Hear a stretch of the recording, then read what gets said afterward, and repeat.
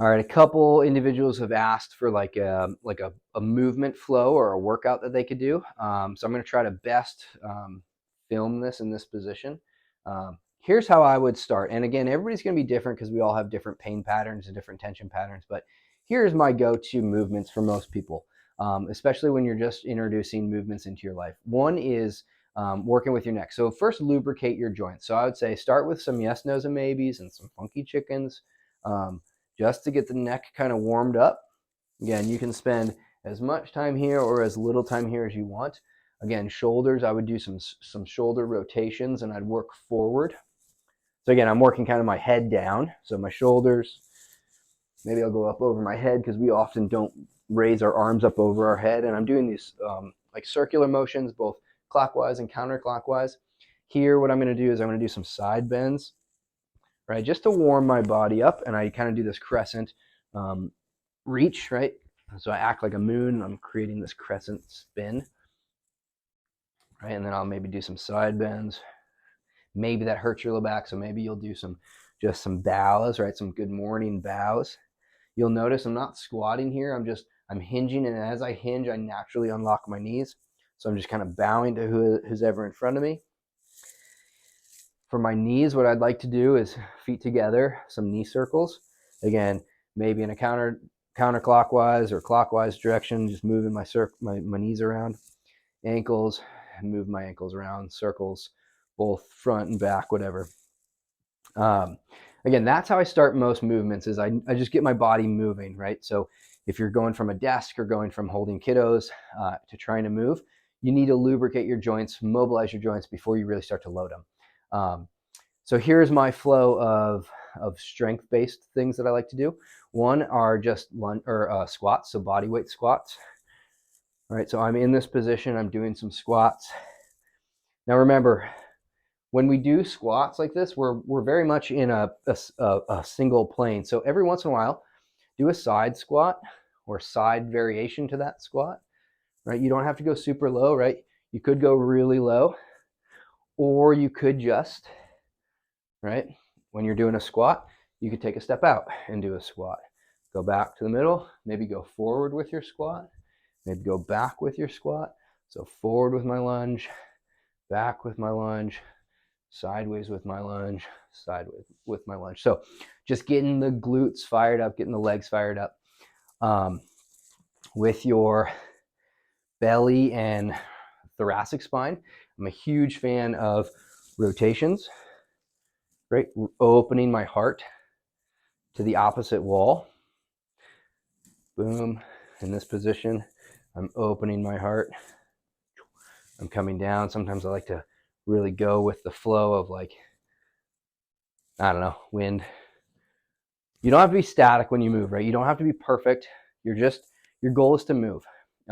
Your goal is to increase your heart rate and increase your basal metabolic rate. So just keep moving during this, especially if you're trying to decrease inflammation and decrease some weight.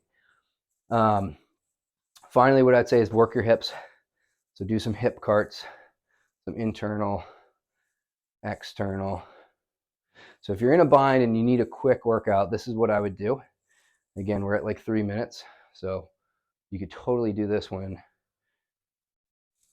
a kid is napping or if you're just in between something. And then finally, I'm going to re-angle this just a little bit. If you can get on the ground, here's what I would do on the ground. One is I would do bear crawls. So bear crawls are high. This is low bear, so my knees are just barely off the ground. And all I'm going to do is I'm just going to go side to side. What I want you to make sure that you're doing is my right hand and my left foot are going to be paired. So right hand, left foot, left hand, right foot are moving. And if you can be in this position for 30 seconds, a minute, right? And just move around, right? You don't have to be perfect, but you're just moving around. Next thing you can do is you can do high bear. So here's high bear, right? And again, moving.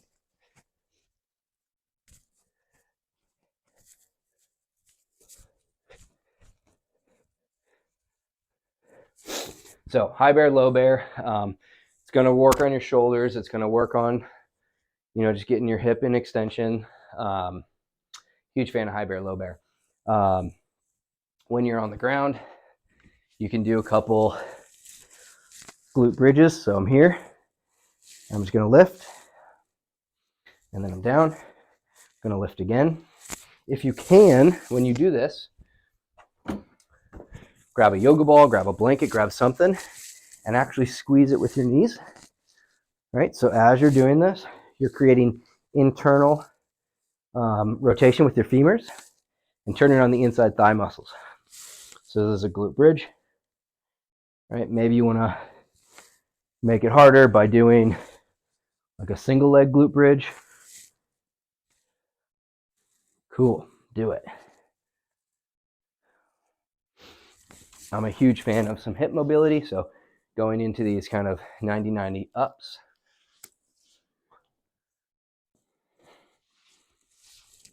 Again, just moving your body, trying to get your joints moving.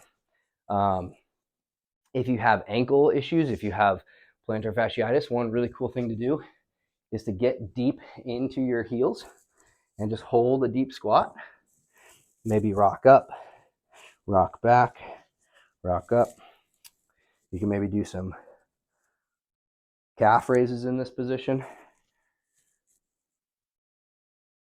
So this is what I would do if I had, let's see, that's 6 minutes. So this is what I would do if I had 10 minutes to move. I'd maybe do 2 of these circuits. So hopefully this is helpful. Again, if there's pain or discomfort in any of the movements, back out of it, and then bring that, tell me next time I see you. Cheers.